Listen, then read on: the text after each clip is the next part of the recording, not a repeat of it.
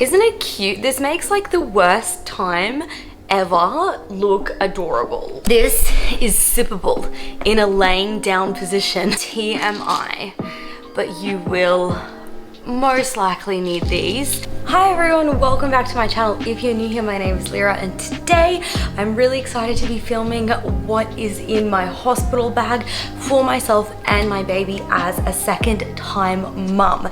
Now, this comes from so many mistakes that I have learned from my first pregnancy.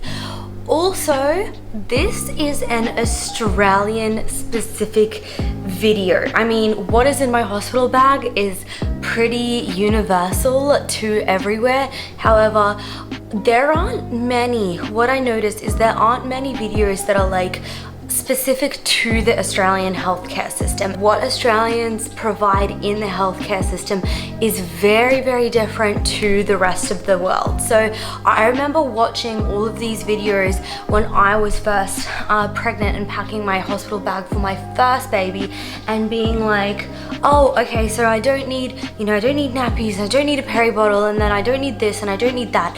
And then I get to the hospital and like I have literally packed nothing that I need for myself. So anyways, so if you have any questions about that, please drop them down below. Now, let's get into it. I'm gonna start with what is in my hospital bag first. I think that this is, I don't know if this is an I don't know if this is an overpack, but my first pregnancy, I didn't pack anything except for like some clothes for my son and for myself, and I just felt so underprepared, and I ended up giving, my partner all these anxious calls in the middle of the night being like, can you bring this in? Can you go get that? Can you go get that?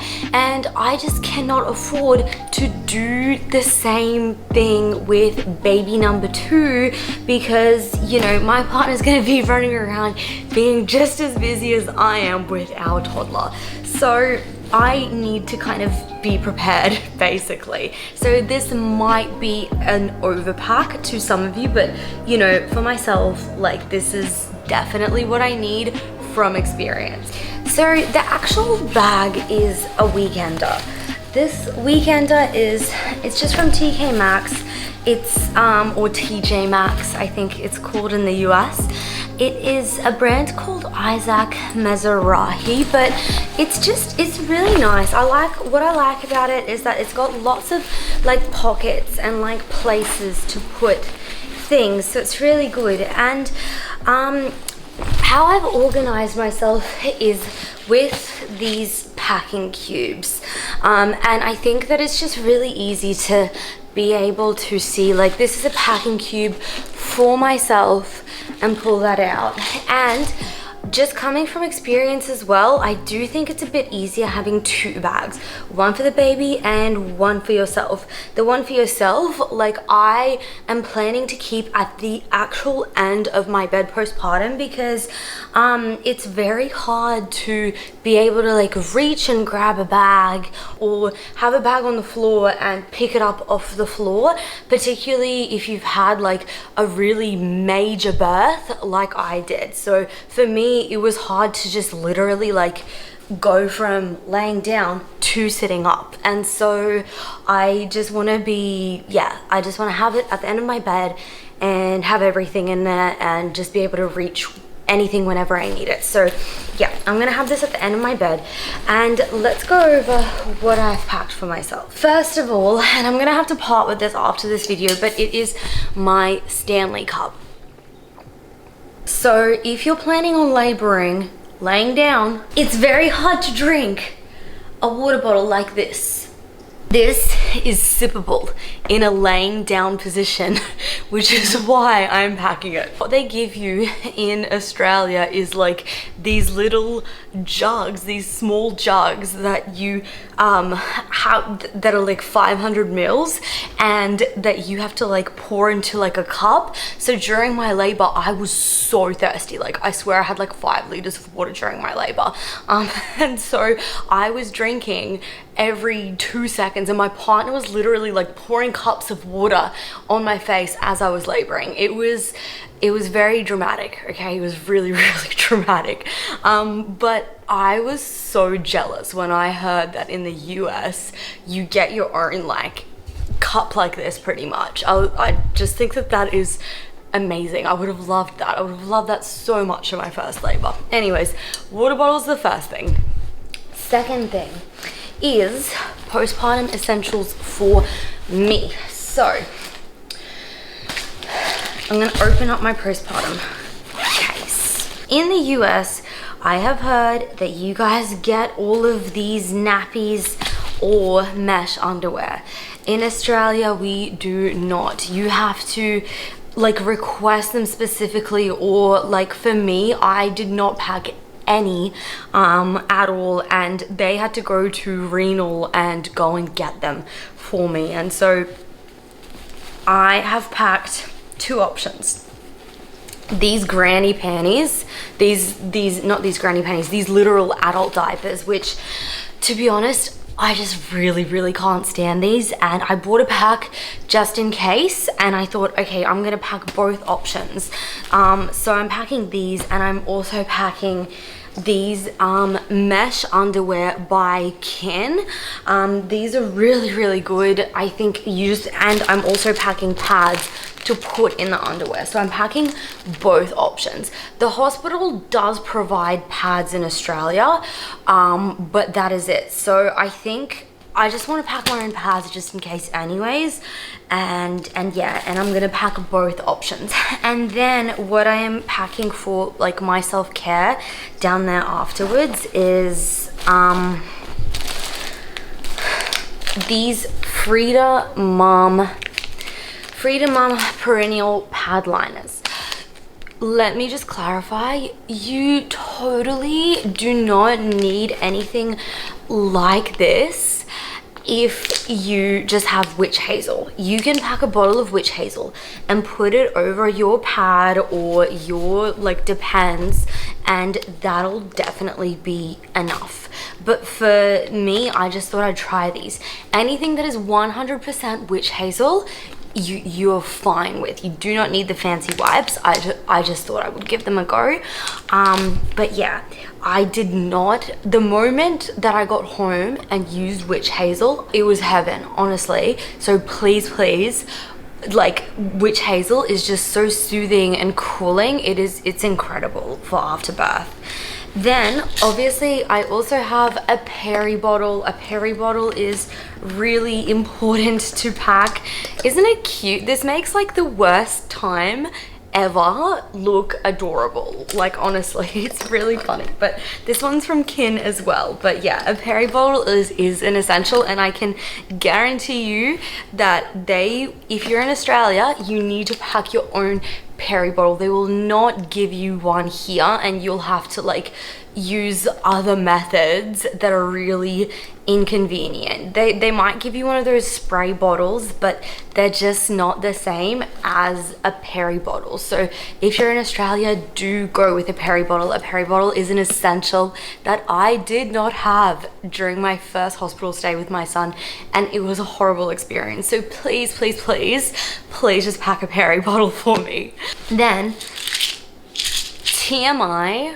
TMI, but you will most likely need these. These are stool softeners. You need stool softeners for that first poo after birth, because your poo after birth is like giving birth again. It's really painful, particularly if you have horrible tearing. Stool softeners is a big TMI, but it is essential. And I'm actually really surprised that no women have spoken about the necessity of packing stool softeners, because they are really important. I mean, you can request a hospital for it, but I think like in the midst of everything, after you've given birth, it's just like this, you're just in a cone of your own world and everything's blurry, and it's a thing. I'm keen to have these on hand, so like when I go into this little box with all of my essentials, I will see that I've packed stool softeners and go, okay, I'm gonna take these straight away so that my first poo is not painful after birth. So TMI, but yeah, stool softeners. Okay, and then I have a couple of these Medela milk collector bags, and I also have packed just disposable and non-disposable breast pads. Disposable breast pads, in my experience, collect a lot more leakage, whereas these ones that you can rewash collect a lot less, but they are a bit more comfortable. They don't feel like a pad in your bra. So that is another thing that I am packing, and I'm gonna choose these depending on my level of like leakage. That sounds really gross. But yeah, if there's a lot coming in, I'll use these. If there's not a lot coming in, I'll use these. Based on my mistakes, I'm also packing a breast pump. Now, I have not used this breast pump yet. I will use it at about 38 or 39 weeks. Hopefully I make it to this point. I'm currently 35 weeks pregnant, but baby is just as big as my son was when I gave birth to him, so we will see. But I have the Mum Cozy breast pump, and one thing that they did not let me do when I specifically requested it, and it was really horrible, was that they did not let me pump milk out at the hospital because they were afraid that it would induce really painful post-labor contractions. And that is fine, but that is ultimately, I just thought that that was really unfair because that's my decision to make. Like, I understand that I'll go through some pain if I pump, but I would rather pump and not get mastitis than just to, you know, let it go. And I had to call my partner in the middle of the night and tell him, like, I need a breast pump, please bring me a breast pump, and it sucked. So I'm most definitely bringing my Mum Cozy breast pump this time around. I'm also bringing a couple of nursing bras. These are just the clippy ones. They're my favorite ones. They were my favorite ones, and they're a lot easier to get. Like, these are just from Kmart. I actually ran to Kmart before filming this video and bought a bunch of these just to keep in my hospital bag in case. They're really cheap. They're like 12 Australian dollars or something for a pack of 2 or 3, and they are awesome.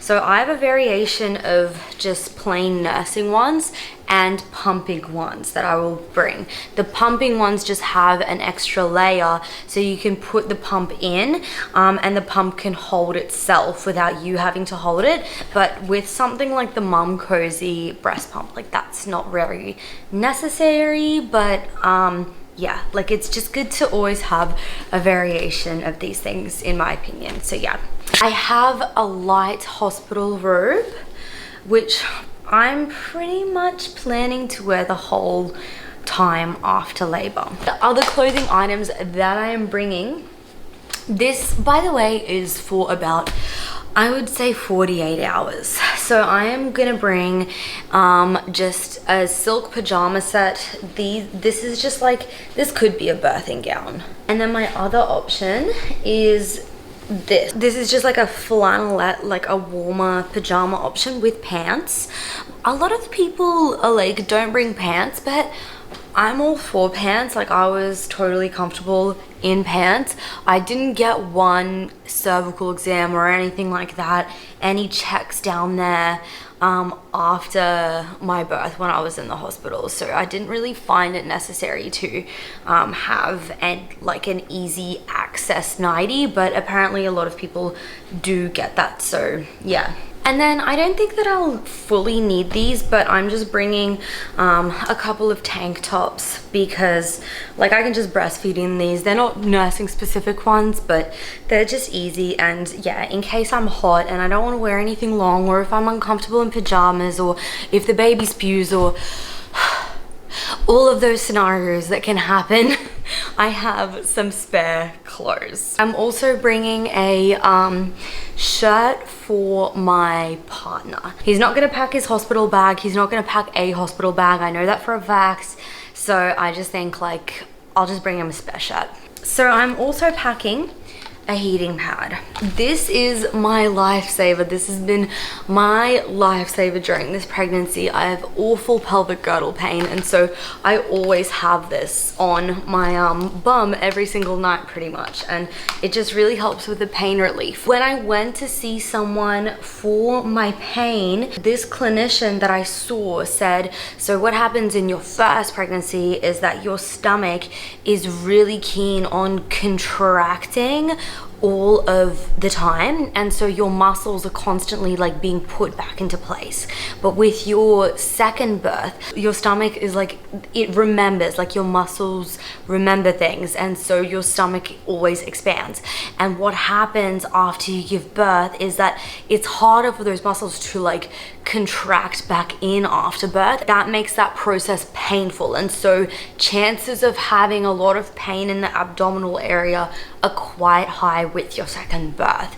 And so that is why she recommended a heating pad, and I'm going to be packing a heating pad with me to just like pop over my stomach if needed. I just realized like I actually have a lot of stuff. Okay, so we're moving on to like, yeah, the smaller essentials, I guess, for myself. I have my wool socks that my grandma had knit me, and so which is really cute, but these are like my slippers, and so these are kind of like my version of slippers that I'm gonna be wearing. And I'm also bringing flip-flops. Flip-flops are essential for the shower. If you're someone who wants to shower without, you know, hospital feet. And also just walking around in the hospital, like I'm just probably gonna, yeah, either just wear socks or these flip-flops. Okay, so for birth, I do have some birthing combs. Am I gonna use them? I have no idea. My plan, based off my first birth, is to go in there without a plan. I had gone into my first birth with a plan that just did, and everything just went out the window in labor. So, and the way that my labor happened, it just did not, yeah. So I would rather go in and be like, and hope for the best and expect the worst and know what might come, as opposed to being like all like hopeful and demanding and yeah. So I don't have a birthing plan, but for pain management, the ideal scenario would be like just gas and epidural at the end. And so when I'm on the gas, I reckon that these will also help. I have an extra long charging cord, each to their own, but I am most definitely having a long shower after birth. I have packed things that I'm really looking forward to using after birth. Most of these things, because they're like not like necessarily pregnancy safe, but they are okay in breastfeeding. So I am, yeah, so keen to use some of these products. But yeah, so I've just got a mini shampoo and a mini conditioner. Again, these are from Aesop, so products that are like, I don't know, that I'm just looking forward to using on myself, that aren't just like the hospital shampoos and conditioners. Then I have a cleanser, just a little easy simple moisturizer. I also have this peeling pad by Dr. Dennis Gross. This is an exfoliating peeling pad that you are not allowed to use during pregnancy, and so I'm really excited to use this postpartum. I also have, I'm probably not going to use this, it's a bit extra, but I also do have a little sheet mask. I'm a big sheet mask person, so I don't know, if, yeah, like if I feel dehydrated, I will use it. And then I also have a, what is this? A toner. This one's like the little pore tight toner by Glow Recipe. And then I have a bunch of hair ties. I also have a little sunscreen in here. I don't know why I have a sunscreen in here. Mainly because it fits, and yeah, like I wear sunscreen every day, rain, hail or shine, so I don't know, I just packed it, I think based off my automatic go-tos. I also have a toothbrush and toothpaste. And then I also just have some paw balm. This is good for, like, this is obviously like here for my lips. However, it's also excellent for baby poos, like the little sticky poos that first come in. This is really, really good. And I also have a sleeping mask in case there's like a light coming in or something that's uncomfortable. This is something I wish I'd packed last time, but I'd forgotten. So this is most definitely staying in here, and I will be sure to use it. So that is it for me. Now let's have a look at baby stuff. This one is exciting. So I was not a believer in baby bags with my first son, but with my second, I just think I'm gonna be doing so much running around, and I'm gonna need something that is more like a backpack and that is more like a baby bag. And so my mum bought me this bag, and I just love it so much. It is the best baby bag ever. It is by Stork Sack, so it's convertible, so it can be like an over-the-shoulder bag, or it can be a backpack, and I absolutely love this bag. It's also got pram clips, and it comes with a really nice breast milk storage bag. Here's the breast milk storage bag that it also comes with, and I've written here, pack me snacks. And I will go to the shop and buy some snacks. Now, for whatever reason, people say pack protein-rich snacks, but for me personally, I'm like, outside of this pregnancy, I love to run, and I love any kind of like endurance sports or activities, and food is fuel. But when you're doing that kind of endurance exercise like you are when it's labor, carbs are the thing. You want carbs and you want sugar. You don't really want protein, because protein, like, I can't imagine having protein on a really long run. That would just make your stomach, I feel like that would make your stomach churn and go off and be gross. So I'm packing lots of like Cliff Bars, for example. I'm gonna pack some crackers, or like, I don't know, like a jam sandwich, like stuff like that, rather than something like protein. Just because I know that like that's just like what I would consume on a really, really long run. So why wouldn't you consume that during labor? Like, that's just kind of my logic.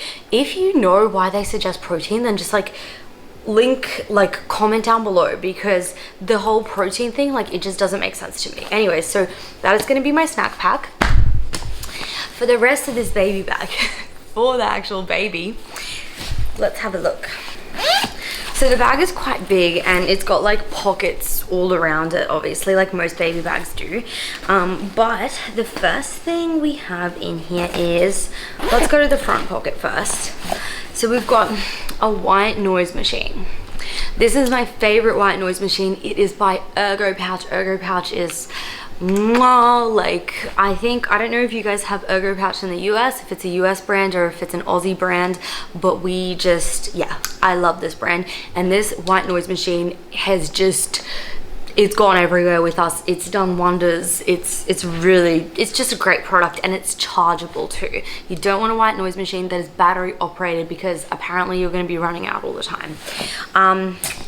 I've also got some lino lips. This is just 100% lanolin. Okay, so it may as well be any other form of lanolin. It looks like lip balm, but it is not. It is lanolin, and it is for my boobs. We have a sterilized container full of, I'm gonna have to re-sterilize it after I touch it, but we have a couple of dummies. I have, yeah, got one dummy with this kind of nipple, and then one dummy with this sort of situation. So I'm a dummy person. I really like dummies, so yeah. Also, if my boobs get really sore, I have nipple shields. So I wish that I knew what nipple shields were when it was my first time for birth, and I wish I'd packed some nipple shields, because my son tore up my boobs, like absolutely tore them up in the first 24 hours. And by the time I was going home from the hospital, my nipples were chafed and bleeding. And yeah, like breastfeeding can be really, really hard to adjust to. And so I highly recommend some nipple shields, or purchasing some nipple shields, because like I don't know a mama who has not used nipple shields throughout her breastfeeding journey at some point at least. So yeah, like you're going to be using them, they're not going to go to waste. Next thing is some sterilized colostrum collectors. So I actually don't think I need the milk storage bag, but yeah, I have some sterilized colostrum collectors. I packed these because they're BPA free. If you cannot breastfeed properly, like for me, it was so painful to breastfeed that the nurse gave me syringes. Syringes are not BPA free.